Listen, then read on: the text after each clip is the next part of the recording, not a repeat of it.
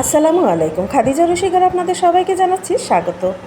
আজ আমার বাসায় মেহমান এসেছিল, তাদের জন্য আমি বিভিন্ন রকম আইটেম করেছিলাম। আর তার মধ্যে এই আইটেমটা করেছিলাম মুগ ডাল দিয়ে বড় মাছের মাথা দিয়ে মুড়ি ঘন্ট।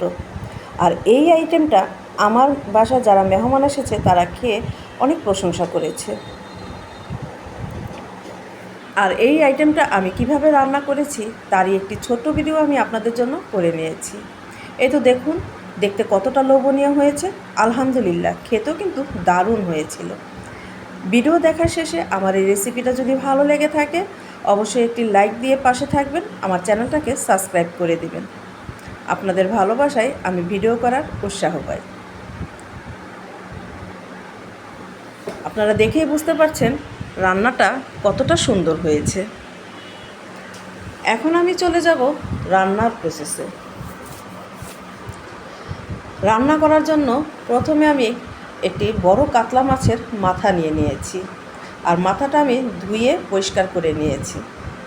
আর নিয়েছি মুগ ডাল। মুগ ডালটা আমি আগে থেকেই ভেজে তারপর আমি আধা ঘন্টা ভিজিয়ে রেখেছি।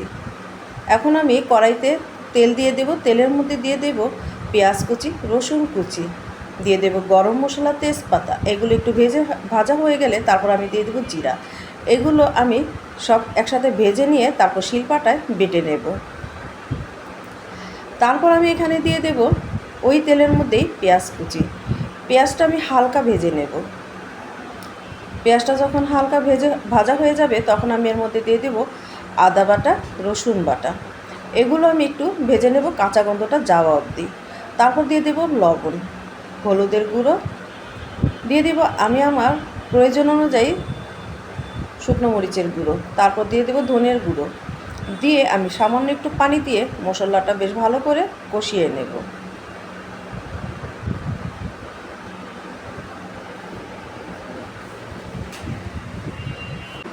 মশলাটা যখন ভালোভাবে কষানো হয়ে যাবে তখন আমি এর মধ্যে দিয়ে দেব মাছের মাথা আর একটি লেজ।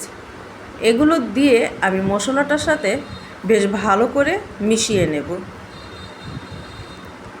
আমি এই মশলাটা দিয়ে মাছের মাথাটা ভালো করে কষিয়ে নেব। তারপর আমি আরেকটু পানি দিয়ে মাথাটা আরেকটু ভালো করে কষিয়ে নেব এবং একটু আধা ভাঙা করে দেব।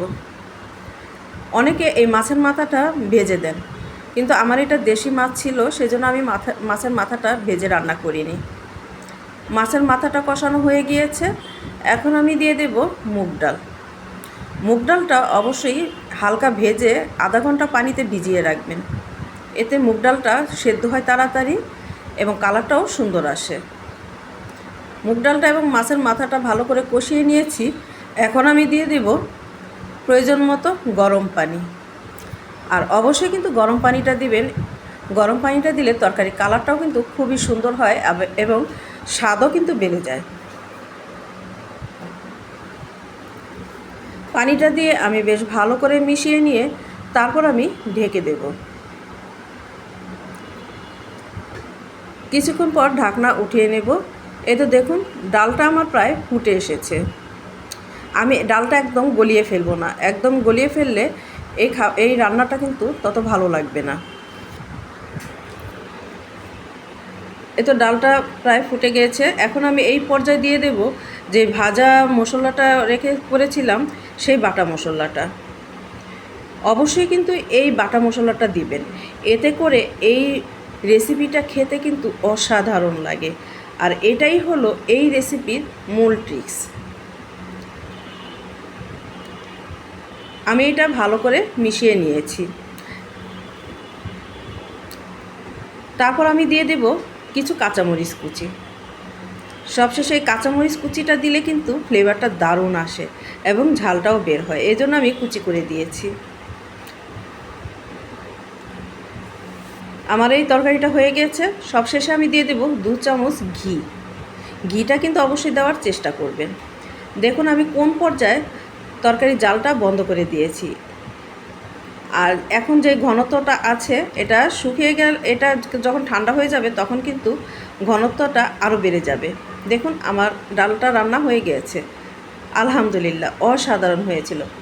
সবাইকে অসংখ্য অসংখ্য ধন্যবাদ। আল্লাহ হাফেজ।